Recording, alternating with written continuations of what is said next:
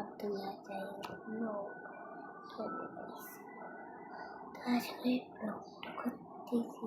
এটা তো একটা নতুন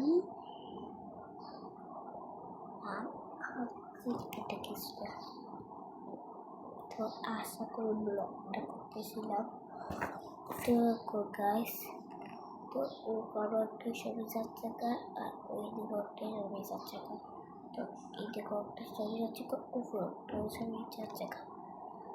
আজকে স্কুলেও যেতে পারে আমার একটা খারাপ লাগতেছে। তো হচ্ছে ব্লগ করতেছি।